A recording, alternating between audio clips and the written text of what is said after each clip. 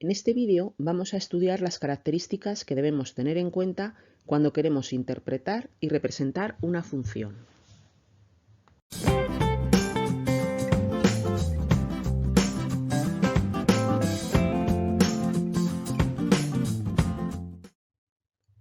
Dominio de una función. El dominio es el intervalo donde está definida la función.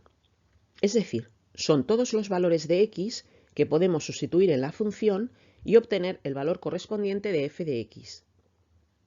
Matemáticamente, la definición formal del dominio de una función es esta. Significa que el dominio de una función es igual a los valores de x, que son números reales, para los cuales existe un valor asociado de f de x. Vamos a ver dos tipos de funciones, las habituales en los exámenes de acceso. Función polinómica.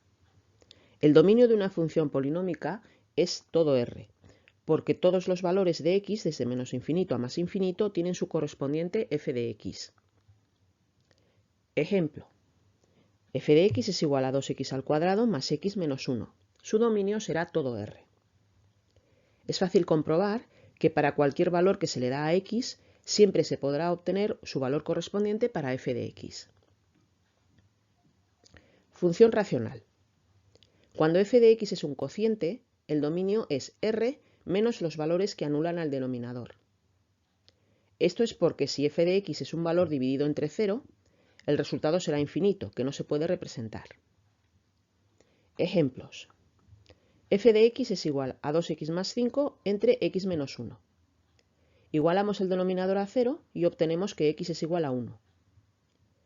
Cuando x es igual a 1, no hay un valor para f de x, por lo que el dominio será R menos 1. Otro ejemplo. F de x es igual a 3 entre x cuadrado menos x menos 2.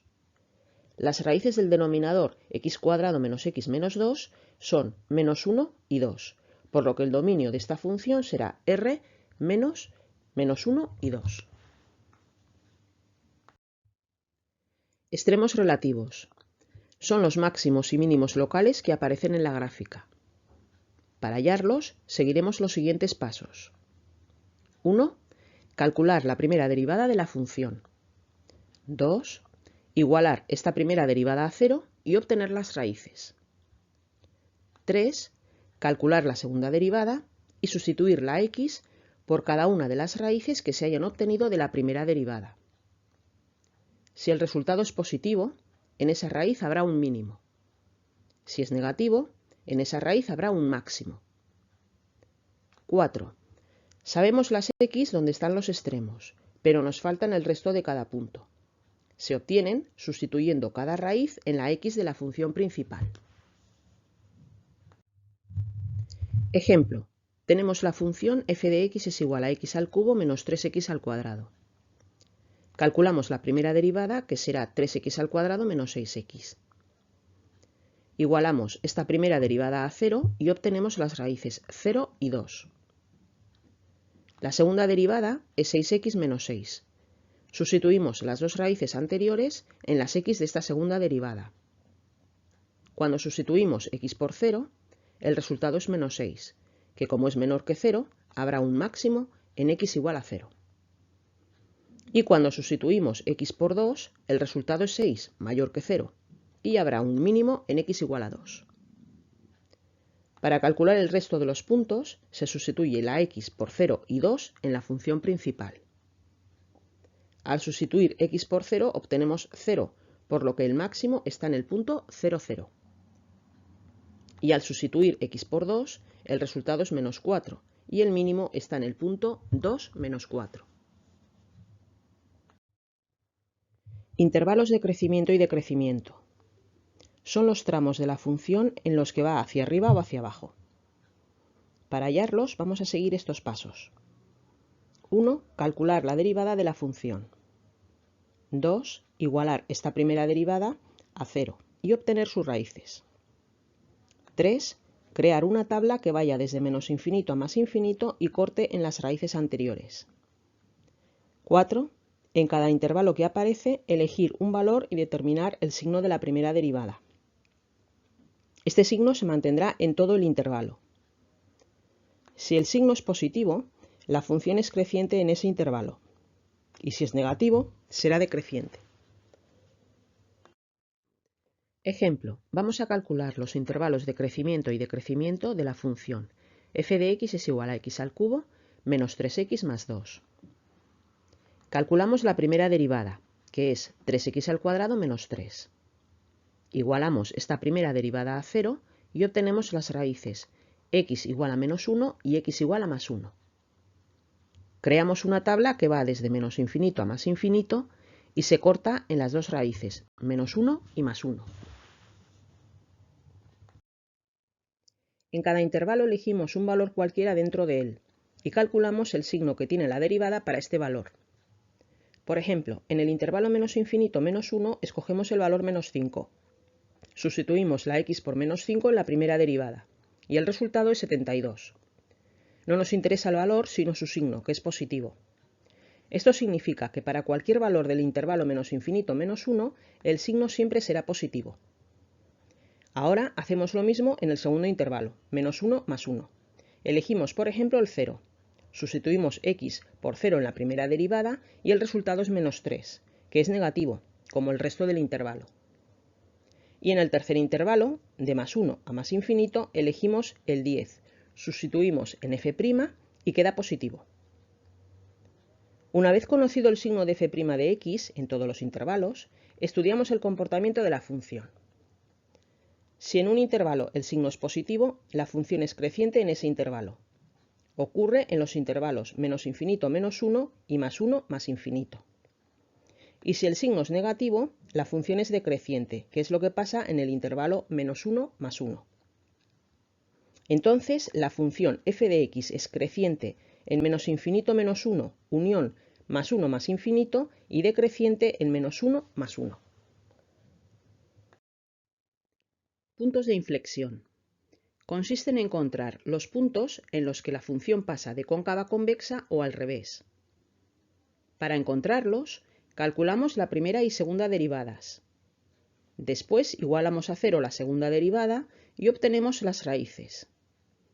Calculamos la tercera derivada y sustituimos la x por las raíces de la segunda derivada. Si el resultado en alguna de ellas es distinto de 0, en esta o estas raíces habrá un punto de inflexión. Finalmente completaremos los puntos sustituyendo x por esas raíces en la función principal. Ejemplo. Para calcular los puntos de inflexión de la función f de x igual a x cubo más 2x menos 5, primero obtenemos la primera y segunda derivadas. f' de x es 3x al cuadrado más 2 y f segunda de x es 6x. Después igualamos esta segunda derivada a 0 y obtenemos las raíces. Cuando 6x es igual a 0, x vale 0, que es la única raíz.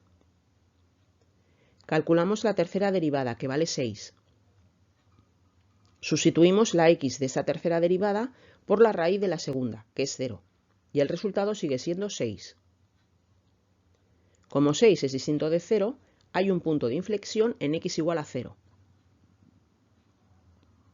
Para conocer el punto completo, se sustituye la x por 0 en la función principal, y resulta menos 5, por lo que en esta función hay un punto de inflexión en 0 menos 5.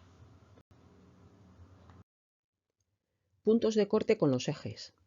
La función puede pasar por los ejes de coordenadas. Para saber cuáles son los puntos de corte de la función con el eje de abscisas o x, el eje horizontal, haremos un sistema entre la función y f de x igual a 0. Obtenemos puntos de la forma x0. Fijaos que en el sistema hemos obligado a que la f de x, la y, sea 0 y obtenemos las x. Por eso todos los puntos de corte con el eje OX tendrán la forma la x que hemos hallado 0. Y para obtener los puntos de corte de la función con el eje de ordenadas OY, que es el eje vertical, el sistema ahora lo haremos entre la función y x igual a 0. Esto es lo mismo que sustituir en la función todas las x por 0. Obtenemos puntos de la forma 0y. 0 porque lo hemos obligado a que x sea 0 y la y será la o las coordenadas que hemos hallado. Ejemplo, vamos a ver los puntos de corte de la función x² más 2x menos 3 con los ejes. Primero los puntos de corte con el eje OX. Hacemos un sistema entre la función f de x del ejemplo y la función f de x igual a 0. De forma que nos queda la ecuación x² más 2x menos 3 igual a 0. Esta es una ecuación de segundo grado que tiene las raíces x igual a 1 y x igual a menos 3. Por lo tanto, los puntos de corte de f de x con el eje OX serán 1, 0 y menos 3, 0. Ahora los puntos de corte de esta misma función con el eje OY. Sustituimos las x de la función por 0 y queda que f de x es menos 3, por lo que la función corta al eje OY en el punto 0, menos 3. Tened en cuenta que no todas las funciones cortan con los dos ejes. En este ejemplo es así, pero puede haber funciones que corten solo a uno de los ejes o incluso a ninguno. Asíntotas.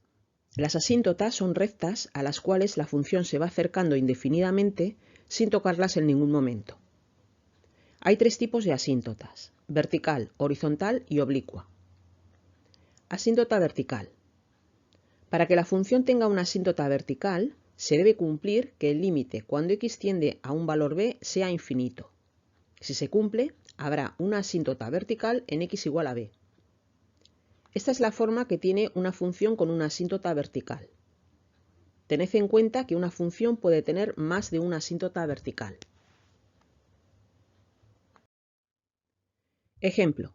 Vamos a ver si la función f de x igual a 1 entre 2 por x más 1 tiene alguna asíntota vertical. Buscamos algún valor que haga que el límite de la función sea infinito. Siempre probamos con puntos que no estén en el dominio, en este caso que hagan que el denominador sea 0. Igualamos 2 por x más 1 a 0 y esto se cumple cuando x es igual a menos 1. Entonces, esta función tiene una asíntota vertical en x igual a menos 1. Asíntota horizontal. Si encontramos un valor de a para el límite cuando x tiende a infinito de la función, entonces la función tendrá una asíntota horizontal en y igual a y tendrá esta forma. Ejemplo, la misma función de antes. Calculamos el límite cuando x tiende a infinito de la función y sustituyendo x por infinito da 0. Por lo tanto, la función tiene una asíntota horizontal en y igual a 0.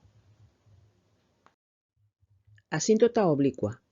Solo es posible que haya una asíntota oblicua si la función no tiene asíntota horizontal. Si es así, la posible asíntota oblicua tendrá la forma y igual a mx más n. M es el límite cuando x tiende a infinito de la función entre x, y n es el límite cuando x tiende a infinito de la función menos la m que hemos calculado por x. Una asíntota oblicua tiene esta forma. Supongamos la función f de x igual a x³ menos 4 entre x al cuadrado.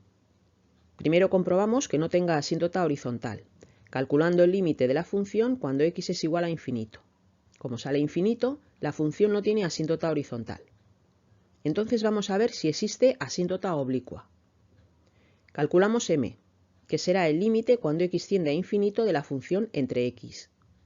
Vemos que sale infinito entre infinito, que es una indeterminación, por lo que dividimos tanto el numerador como el denominador por la mayor potencia de x, que es x al cubo. Operando resulta que m es igual a 1. Para conocer n, calculamos el límite cuando x tiende a infinito de la función menos 1 por x, que operando es 0. Por lo tanto, esta función tiene una asíntota oblicua en y igual a x.